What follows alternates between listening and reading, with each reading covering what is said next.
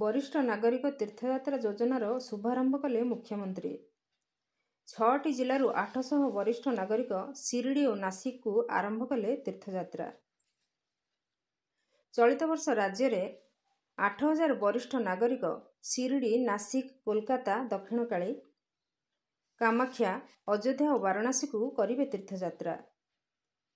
सूचनायोग्य जे राज्यर आर्थिक अनग्रसर और दारिद्र्य सीमारेखा तले रहुथुवा वरिष्ठ नागरिकंकर आध्यात्मिक और धार्मिक आकांक्षा पूरण करने निमंते राज्य सरकार पक्षरु वरिष्ठ नागरिक तीर्थयात्रा योजना प्रणयन करा जायछि। चलित वर्ष राज्यर 8000 वरिष्ठ नागरिकों पई 10टी पर्यायर शिरडी, नासिक, कोलकाता, दक्षिणकाली, कामाख्या, अयोध्या, वाराणसी आदि तीर्थस्थान भ्रमणर व्यवस्था करा जायछि। भुवनेश्वर, ब्रह्मपुर, संबलपुर, रायगड़ा और बालेश्वर स्टेशन रु 2टी पर्यायर एही तीर्थयात्रा ट्रेन चलाचल करिवो।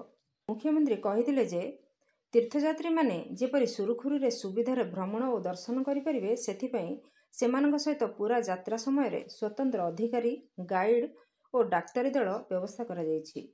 समस्त तीर्थयात्री को निज ग्राम ठारू सेमाने यात्रा आरंभ करुवा रेल स्टेशन पर्यंत सरकारक पक्षरु जीवा आसिबा सुविधा करा जायछि। यात्रा समय रे सेमानकर रहिबा खाइबा पीबा सहित रेल स्टेशन रु तीर्थस्थान पर्यंत जीवा आसिबा सुविधा मध्यम करा जायछि। यात्रा समय रे समस्त सतर्क रहिबा सहित नियोजित अधिकारी और गाइडଙ୍କ तत्वावधान रे तीर्थस्थली बुलिबा पई मुख्यमंत्री समस्त को अनुरोध करथिले।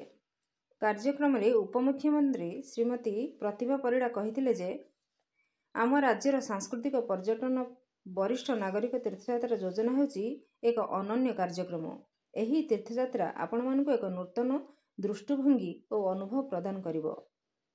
एही कार्यक्रम रे शिल्प दक्षता विकास और वैषयिक शिक्षा मंत्री श्री संपत चंद्र स्वाई, खोर्धा विधायक श्री प्रशांत जगदेव, जगत सिंह विधायक श्री अमरेंद्र दास, ब्रह्मगिरी विधायिका श्रीमती उपासना महापात्र, पुरी विधायक श्री सुनील कुमार महांती, एकाम्र भुवनेश्वर विधायक श्री बाबू सिंह उपस्थित थिले।